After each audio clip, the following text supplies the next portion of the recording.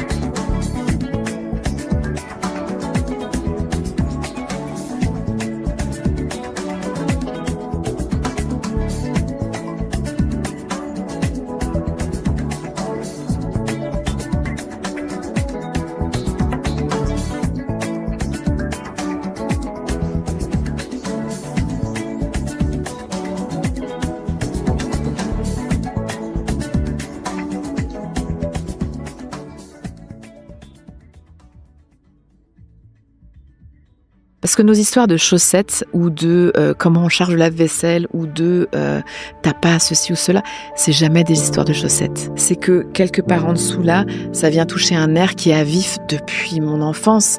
Et le cadeau à se faire, c'est d'aller le soulager, c'est d'aller le guérir, l'écouter. Quand je suis en train de parler de sexualité, ça lève beaucoup d'émotions que j'aime pas traverser, donc je préfère pas en parler parce que j'aime pas être en train de traverser ces émotions-là.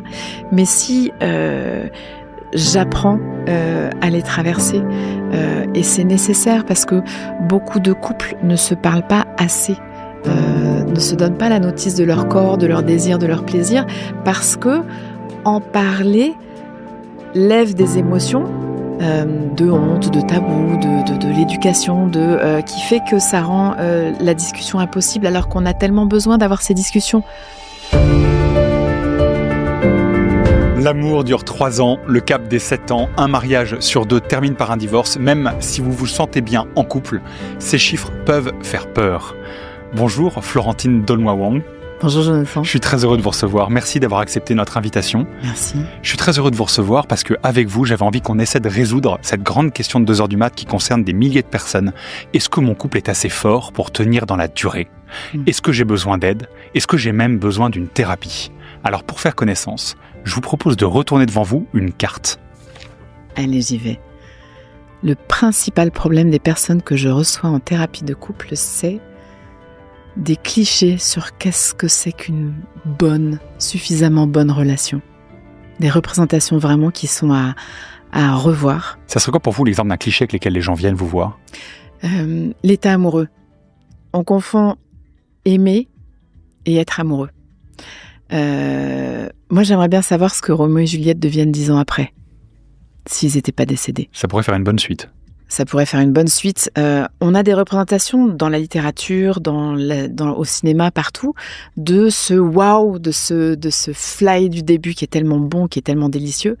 On a des représentations de couples qui se déchirent, salement, mais dans l'entre-deux, on n'a pas grand-chose. Et on regarde nos couples et on n'est pas scoop au long cours dans ce wow. Et on ne sait pas comment tenir dans la durée, c'est ça que vous dites. Et on se dit, si je suis plus amoureux, c'est un problème. Je l'aime, mais je suis plus amoureux. Et ça fait des douleurs qui n'ont pas forcément lieu d'être. Cette image de qu'est-ce que c'est qu'un bon couple, elle nous rend malheureux. Cette image, justement, on va en reparler. Je vous laisse prendre une deuxième carte. On croit souvent à tort que le ciment du couple, c'est la communication. Et c'est faux. Je pense que ça envoie beaucoup de monde dans le mur. Je pense qu'il y a des couples dans lesquels on surcommunique au nom de ce qu'on voit partout écrit. La clé, c'est communiquer. C'est pas que la communication soit un tort ou un problème. Pour moi, c'est un énorme... ça me percute ce que vous me dites parce que moi, j'ai entendu partout, justement, la clé, c'est de communiquer. La clé, c'est de communiquer. Les principaux problèmes, c'est les quiproquos. C'est quand on n'a pas dit tout haut ce qu'on pensait tout bas. Et vous dites pas forcément. Je suis pas d'accord avec ça. Il y a des moments clés de communication, il y a des façons de communiquer, mais dans les clés, il y a la régulation neuro-émotionnelle. Comment est-ce que j'apprends à tenir en rêne mon petit Brutus, ce que j'appelle Brutus, c'est nos réactions, nos émotions. Pas nos émotions. Nos émotions, c'est des enseignantes. Nos émotions, elles nous traversent c'est notre boussole. Pour nous apprendre qui on est, comment on s'oriente, qu'est-ce que je vis à l'occasion de toi. Nos émotions, elles sont notre plus grande boussole. Notre problème, c'est qu'on en fait des réactions. Et c'est nos réactions qui nous envoient dans le mur. C'est nos réactions qui nous déconnectent, qui sont dangereuses. Ça, on va en reparler. Je vous laisse prendre une dernière carte. Dernière carte. La première chose à faire quand on veut sauver son couple, c'est par la porte ou par la fenêtre, choisir d'accéder à la vulnérabilité. Choisir d'être en lien plutôt que d'avoir raison. C'est hyper dur, parce que moi, si tous les jours, je dois accepter d'être en lien plutôt d'avoir raison, j'ai l'impression au bout d'un moment de me soumettre. Ah, c'est intéressant. C'est quand on est coincé dans cette phase qui s'appelle la lutte de pouvoir, quand on a l'impression que c'est soit toi, soit moi qui allons gagner. Mais en fait, ce qu'on réalise pas, c'est que le couple, c'est gagnant-gagnant ou c'est perdant-perdant. Si je gagne, toi tu perds. Si je gagne, notre relation y perd. Ça n'existe pas. S'il y a un gagnant, il y a forcément des perdants.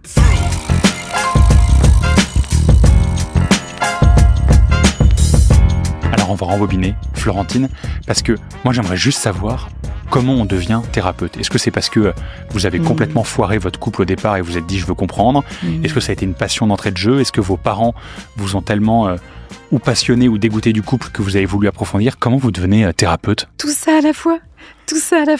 C'est-à-dire, j'arrive dans une famille avec des couples hyper souffrants. Des gens qui en viennent à se détester alors que en vrai il y avait tellement d'amour. Bref, et j'ai des parents thérapeutes. Ah, vos parents étaient thérapeutes. Mes parents étaient thérapeutes. Oui, donc les chiens font pas des chats, quoi. Les chiens font pas des chats, même si les chiens sont chiens et chats. Ils sont restés. Je sais pas si vous pouvez répondre à cette question, mais si, mes parents sont encore ensemble. Ils sont encore ensemble. Ils sont encore ensemble. Je pense surtout au couple de mes grands-parents. Qui était vraiment un champ de ruines. Chemin faisant, je choisis d'être thérapeute parce que c'était le métier qui m'appelait. Je vais à la fac de psycho, etc., etc. Et je rencontre Édouard. Votre mari. Mon mari. En 97, et on devient très amoureux. Et en avançant vers l'hôtel, je suis persuadée que notre amour à nous, il est spécial et unique. Mais comme nous tous, on se dit ça arrivera qu'aux autres. On se dit tous ça. Ok, donc ça c'est normal. Ça c'est normal et c'est délicieux. Et c'est heureusement, on se sent en titane. C'est bon. Elle est bonne cette impression. Et quelques années plus tard, 3 enfants plus tard, nous voilà dans le mur. Qu'est-ce qui vous a mis dans le mur ? Je me suis jamais posé la question de qu'est-ce qui nous avait mis dans le mur, mais je crois que c'est parce qu'on voulait gagner.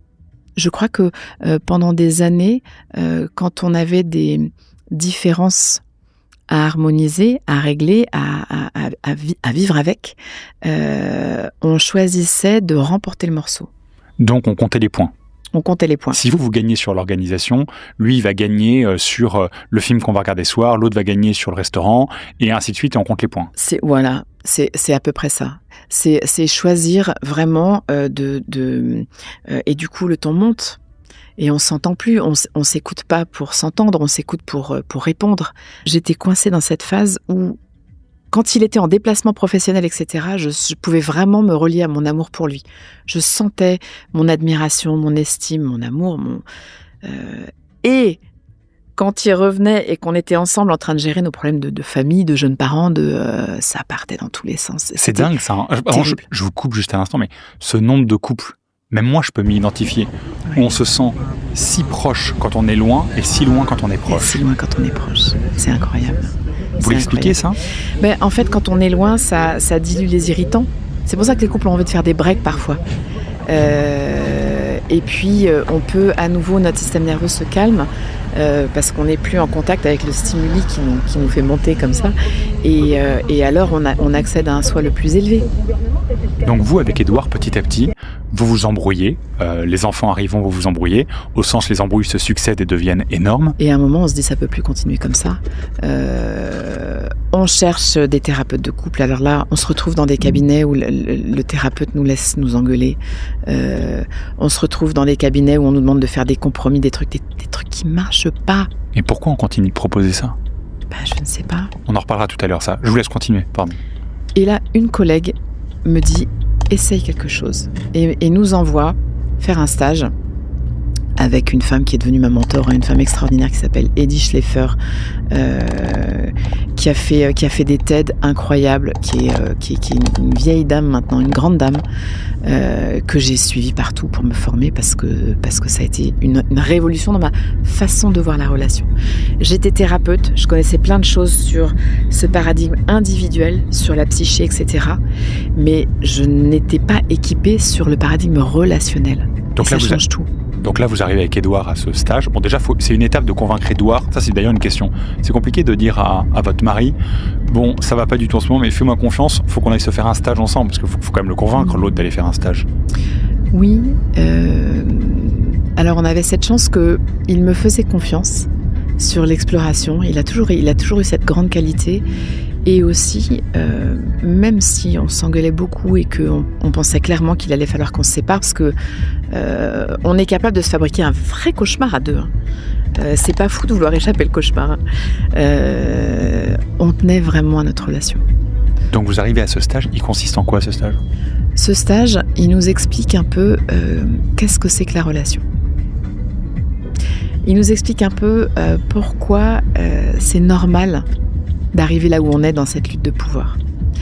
Et il nous donne des outils pour basculer de l'autre côté. C'est des outils que j'ai intégrés dans l'intelligence amoureuse, des outils vraiment, vraiment fantastiques, dont le dialogue Imago, par exemple. Imago, c'est une approche qui s'occupe aussi d'aider les couples à s'entendre.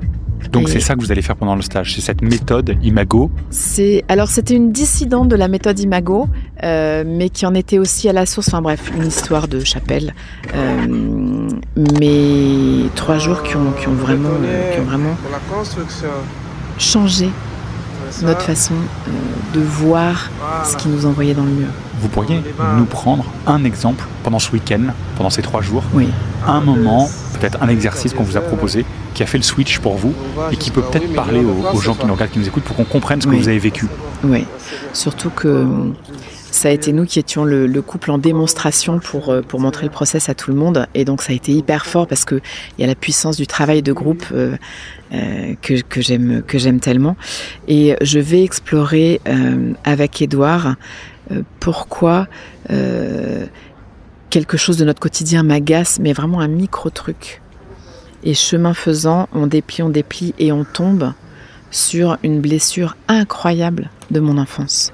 Genre, vous me dites si je me plante pour qu'on suive bien tous la même chose, les chaussures qui sont jamais bien rangées au bon endroit, Exactement. Et on déroule le truc. Exactement. Et on se rend compte que et on tombe sur un truc énormissime. Je ne suis jamais respecté dans mon enfance. Exactement. Et là, je commence à comprendre que ce qui va nous faire nous bouffer le nez dans le quotidien et qui va prendre des proportions de plus en plus dingues, ce sont les radicelles de l'expression de blessures centrales qui nous viennent de notre enfance, de notre place dans la fratrie, de notre relation à notre père, notre mère, de notre petit monde. Et là, c'est la révolution intérieure. Donc en fait, vous vous rendez compte que il s'est joué bien avant que vous vous rencontriez, quelque chose que vous tapez maintenant, chacun, malgré vous. Exactement. Et je me rends compte qu'à l'occasion de ces petits trucs du quotidien qui m'agacent, j'envoie à Édouard des douches que j'aurais eu besoin de mettre à mes parents, à mon frère, à ceci, à cela. Et puis, je vais faire un chemin dans ma famille, dans mon éducation, dans ma communauté. Et ce chemin va me faire des creux et des bosses. Je vais avoir quelques traumas, plus ou moins forts, plus ou moins intenses. Et puis, je vais recevoir beaucoup de messages. Contradictoires d'ailleurs, souvent. Parfois contradictoires, oui, qui peuvent... Genre, j'aime la peinture, mais on veut pas d'artiste, ou la peinture, c'est pour les nuls. C'est pas un exemple personnel, hein, mais c'est ce genre de truc-là. Vraiment, les trucs qui tordent comme ça. J'aimerais être ingénieur, mais tout le monde fait du business dans la famille, donc tu vas pas faire du S, tu vas faire ES, par exemple. Des choses comme ça, on est d'accord, hein. C'est des bons exemples. Choses comme ça. Un garçon, ça pleure pas. Okay. Un garçon, c'est fort. Soit dit en passant, on s'étonne que 25 ans après, quand les femmes demandent à leur homme... tu pourrais pas dire un peu plus tes émotions, toute mon enfance, on m'a dit sois fort. Donc je vais quand même pas les montrer. Parce que si je les montre, je suis faible et tu me largues. Voilà. Parce que ce que j'ai cru, c'est que pour être aimé, il fallait que je taise mes émotions. Et maintenant, tu es en train de me dire que pour être aimé, il faut que je les dise. Et je suis coincée. Et du coup, je pète un câble à l'intérieur. Et personne ne comprend ça. Donc on se prend plein de messages contradictoires. On grandit, on est blessé d'une certaine manière. On grandit, on est blessé et on est des merveilles. Et notre partenaire, on le met tellement près de notre cœur que juste... quand il bouge, il passe sa main sur nos bleus. Et pourquoi on prend un partenaire qui peut nous faire aussi mal et qu'on met aussi proche de nous ? Enfin, faut être un peu maso, quoi. Je dirais pas qu'il peut nous faire aussi mal, je dirais à l'occasion duquel mes douleurs se réveillent. Et c'est mes émotions désagréables. Parce que quand on dit tu me fais du mal, c'est pas vrai. L'autre, il est pas mauvais. L'autre, il me fait pas du mal. sauf cas psychopathologique. Hein, mais aïe, à l'occasion de toi, je traverse une émotion douloureuse. Déjà, si on se met à penser la situation comme ça, on a un peu plus de respiration et de conscience. Mais on pourrait se dire, je vais être un peu naïf et sûrement faire sourire ceux qui nous regardent et nous écoutent, mais on va choisir quelqu'un pour passer toute notre vie qui va plutôt aller dans notre sens et qui va pas venir gratter sur nos blessures. Justement pas, parce que la vie nous veut vivants. Alors imaginez, je suis arrivée sur Terre une merveille. J'ai des creux et des bosses, j'ai des traumas, j'ai des messages contradictoires et rétrécissants. Et donc j'arrive dans la vie jeune adulte, j'ai beaucoup de parties de moi que je n'exprime pas, que j'ai mis comme dans un petit congélateur. Et ce recrutement amoureux, moi j'aime beaucoup parler de recrutement amoureux, même si je sais qu'il y en a qui vont bondir. C'est votre petit côté DRH qui est resté en fait. Qui est complètement non conscient. Hein. Mais il a 3 ingrédients. 1, waouh, je vois la merveille, irrésistible. 2, donc ça c'est le coup de foudre. Ça c'est le coup de foudre. Le coup de foudre ou le couple, l'amour qui naît tranquillement parce que on n'est pas tous amoureux d'un coup de foudre et il n'y a pas de différentes valeurs dans ce qui se tisse dans l'amour. Mais en tout cas, à un moment, je te recrute, je te choisis. Donc 1, la merveille. 1, waouh, je vois la merveille. J'ai pas vu les congélateurs. Ah oui, on voit la merveille quoi. C'est cette fenêtre qui s'ouvre sur l'autre, incroyable. 2, c'est extraordinaire. Tu as pu rester vivant là où moi, la vie m'a beaucoup demandé de congeler. C'est pour ça que je voudrais qu'on révise cette histoire d'incompatibilité. On va y venir.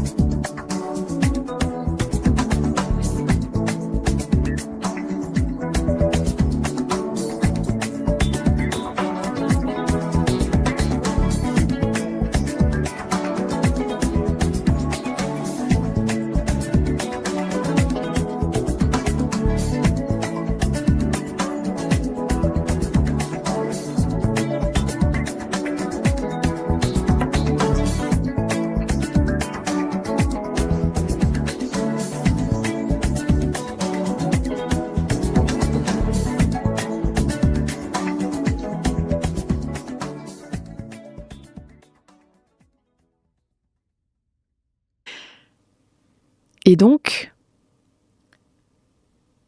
tu vas m'appeler là où je ne suis plus.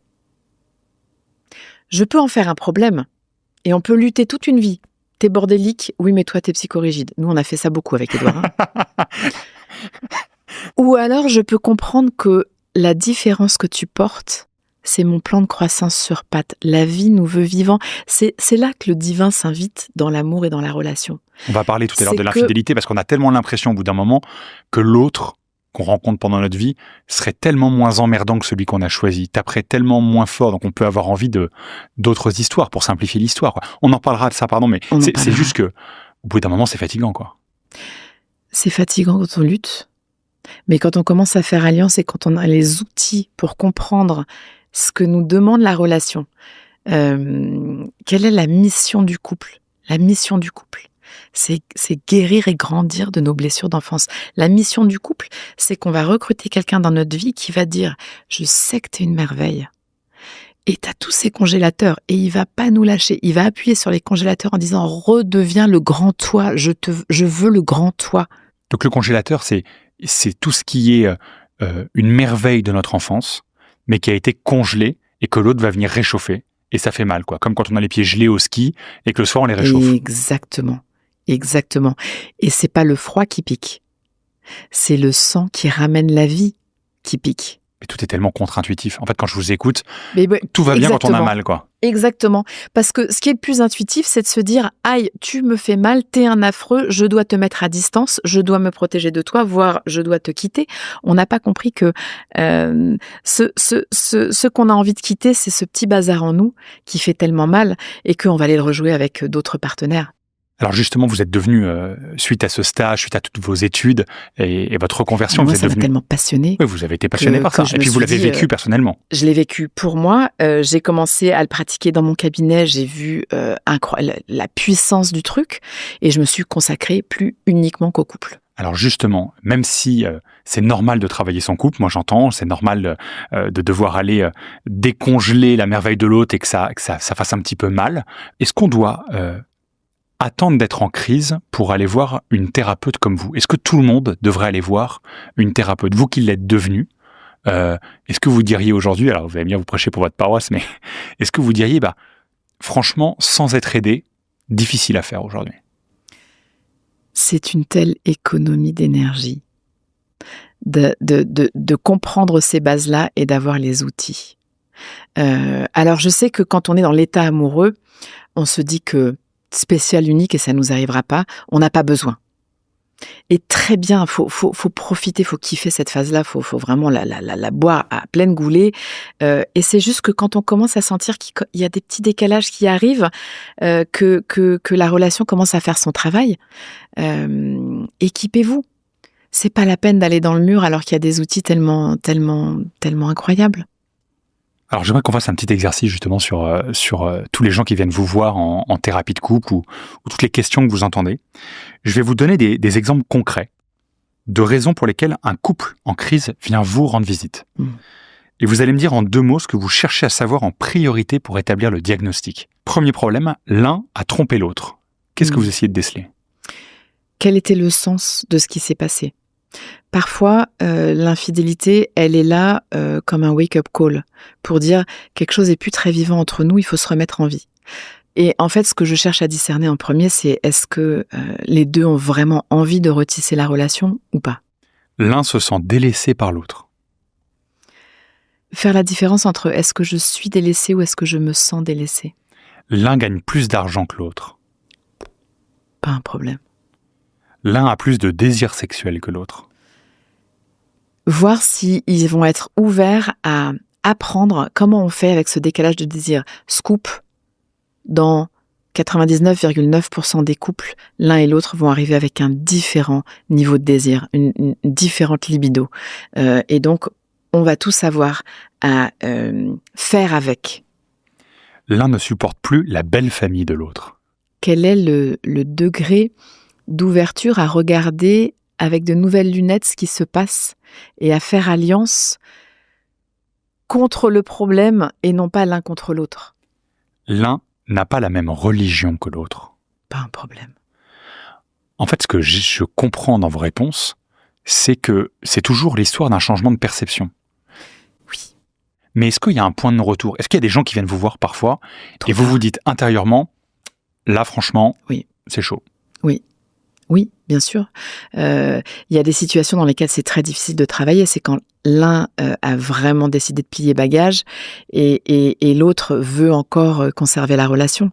Donc c'est qu'une question de temporalité. Un couple qui vient vous voir assez tôt, c'est rattrapable, mais quand on s'est fait trop mal... Tellement. Oui, l'histoire n'est pas forcément pliée, même quand la relation est très abîmée. En fait, c'est très nuancé tout ça, on est dans l'humain, donc j'ai pas de réponse toute faite, mais l'idée, c'est effectivement un changement de regard complet. Et l'ouverture à la vulnérabilité d'aller comprendre qu'est-ce qui se passe sous la surface.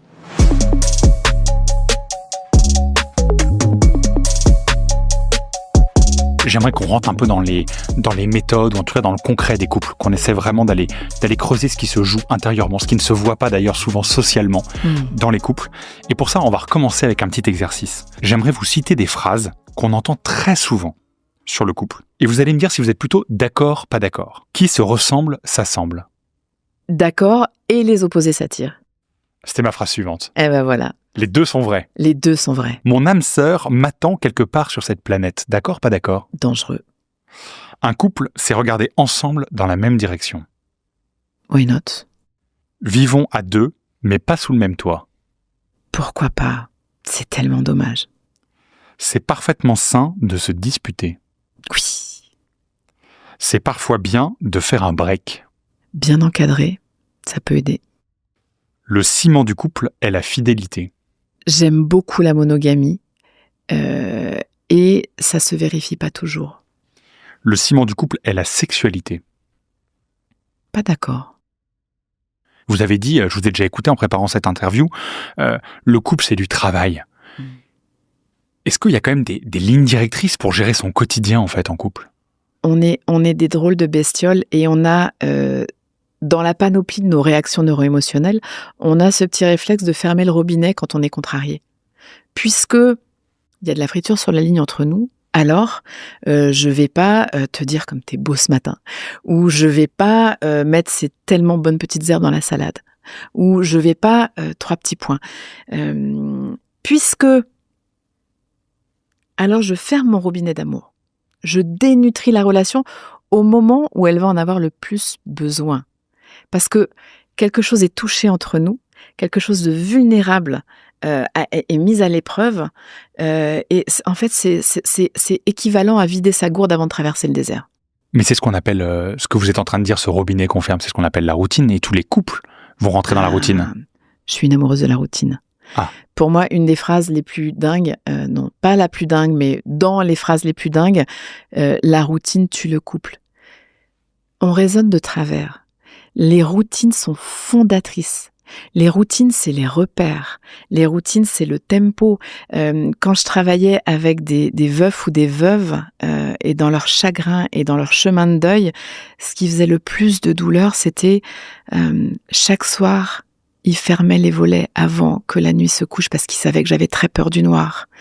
Je donnerais ma vie pour revoir ces mouchoirs dans la machine à laver alors que j'ai tellement pesté de laver ces mouchoirs. Je voulais qu'il achète des Kleenex. C'est la dentelle de nos quotidiens, la routine. Il y a aussi une routine qui rend fou. Le problème n'est pas la routine. Le problème est de cesser de mettre de l'extraordinaire. Mais c'est pas la routine l'ennemi. La routine, elle est extraordinaire. On peut s'offrir un voyage au bout du monde et se retrouver, se regarder dans le blanc des yeux et que ce soit complètement déconnecté. C'est l'histoire des voyages de noces pourris, quoi. Les photos sont belles, mais on s'est engueulé pendant 3 semaines. On est câblé pour faire le focus sur ce qui va pas. C'est une question de survie. Et dans les couples, ce qui se passe, c'est que 20% de la relation qui dysfonctionne vont prendre en otage 80% qui marchent bien. Et devenir des masters de l'art de chérir, c'est choisir de prendre cet arbre de ce qui marche pas, qui cache la forêt, et de le remettre dans la forêt. de plus le laisser boucher le champ, parce que après on peut commencer vraiment à s'enfermer dans nos ritournelles intérieures de tout ce qui va pas. Mais très concrètement, moi, je vous écoute ce soir, je vous regarde, Oui. je me lève lundi matin à côté de ma femme, à côté de Oui. mon mari, Ouais. et j'ai écouté sur les lueurs Florentine nous Oui. parler de l'art de chérir. Cette semaine, je veux mieux chérir ma femme ou mon mari. Ça commence par quoi? Une chose que j'aime tellement chez toi, c'est... Dire ça. Ouais. Mais c'est comme s'endormir le soir en se reliant aux gratitudes de la journée. Même dans une bonne vieille journée de merde, on se câble sur « Ah, waouh !» Et il y avait quand même les cerisiers en fleurs. Et ça, chaque fois que le printemps revient, waouh. Donc ça passe par une phrase, par exemple, ce que j'aime vraiment chez toi. Est-ce que ça passe par autre chose? Ou Ou des exemples, hein? Des exemples. Mais c'est cette histoire d'ouvrir le robinet aussi. Même si en ce moment on s'entend pas ou quoi, je vais poser ma main sur ta main. Ou je vais mettre ma tête sur ton épaule pendant qu'on se met sur Netflix, parce que j'ai rien contre Netflix, parce que parfois on sait rien faire d'autre ensemble pour se sentir ensemble. Et c'est ok. C'est le couple. De temps en temps, il y a besoin de faire un grand reset. Il y a besoin de faire un stage, de faire une thérapie, de faire un accompagnement, de partir une semaine en vacances, de s'extraire.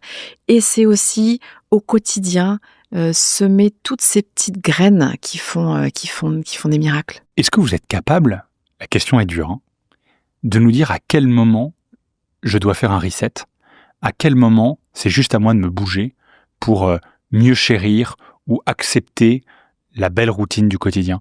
À quel moment il faut appeler à l'aide, il faut s'extraire? Vite. Il y a une stat qui est effrayante qui montre que les couples attendent 6 ou 7 ans avant de demander de l'aide quand ça commence à pas aller. Mais pas aller, ça veut dire quoi? Ça veut dire que quand je suis avec toi, je suis plus dans des espaces de joie. C'est la joie le guide. C'est la joie. Non mais c'est vachement important. Enfin moi par exemple, je ne sais pas différencier une semaine où on s'entend moins bien, les conflits de la routine, c'est la merde, on prend l'eau mais tu t'en rends pas encore compte. Le travail de la relation, c'est un travail dans lequel on doit accepter des émotions plus compliquées. Mais l'idée, c'est quand même de rebooter avec la joie régulièrement. C'est quand on n'est plus capable, par moment, à nouveau, de rire comme des fous, d'avoir du désir, ou d'avoir une énorme connivence intellectuelle, de se régaler dans un musée, de kiffer.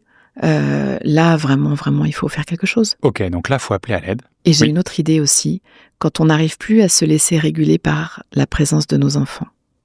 Là, il faut m'expliquer. Souvent, il y a un garde-fou qui est « on s'engueule pas devant les enfants ». Moi, j'aime beaucoup ce garde-fou. Quand cette barrière-là craque, vraiment, il faut faire quelque chose. Ça veut dire quand on s'engueule devant les enfants? Quand on commence à s'engueuler devant les enfants ou quand on commence à se maltraiter devant les enfants. Mais il y a des couples, moi j'en connais, et vous devez donc en connaître beaucoup plus que moi, qui ont toujours été sur un mode de l'invective, de la charriade, presque de l'insulte, ça gueule. C'est des couples, on va chez eux, si on arrive un peu trop tôt, avant que le dîner soit prêt, ils sont encore en train de coucher les enfants, c'est un délire, ça gueule, mais c'est normal. C'est-à-dire que si on revenait un autre soir, ça gueulerait pareil. C'est sur le bain, sur le pyjama, les brossages de dents, les lettres. On se dit, si c'est leur mode, c'est leur mode. Elle est incroyable, notre culture, hein. C'est le monde à l'envers, hein. C'est-à-dire que cette personne qui est centrale dans notre vie, cette personne avec laquelle on voudrait continuer à faire l'amour jusqu'à pas d'âge, cette personne qui est tellement importante, c'est avec celle-là même qu'on se permet le plus de sorties de route émotionnelles, relationnelles. Il faut remettre le monde à l'endroit. Il y a vraiment quelque chose à faire. C'est pour ça que moi je commence par la régulation neuroémotionnelle.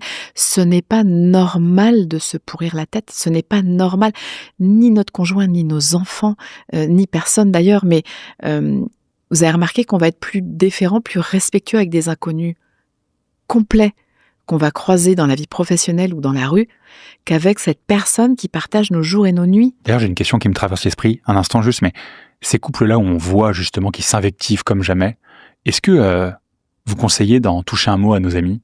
Est-ce que vous conseillez de leur dire, tu sais, c'est pas normal que vous vous parliez comme ça ou... Bien sûr. Bien sûr. Et puis qu'on ait du recul aussi sur ces représentations qui me rendent hyper triste. Moi, quand je suis tombée sur la série Scène de ménage, quand je vois sur Instagram ces pranks, ces coups pendables qu'on fait à notre conjoint pour faire rire tout le monde sauf lui, ces humiliations, cette culture, et ça commence dans le cinéma, on nous montre des modèles où la chariade et l'invective de notre merveille est la norme. Et la norme, c'est dramatique. J'aimerais qu'on parle un petit peu des conflits dans le couple, parce que il y a des conflits qui ne méritent pas forcément d'aller chez le thérapeute. Est-ce que on peut ne pas trop conceptualiser ça? Parce que moi, j'ai l'impression qu'à chaque fois que je pose cette question, on me répond un truc, j'ai l'impression qu'il faudrait que je mette ma vie sur pause, que je lise un manuel de 3 pages pour bien gérer le conflit. Alors que au moment où je m'engueule,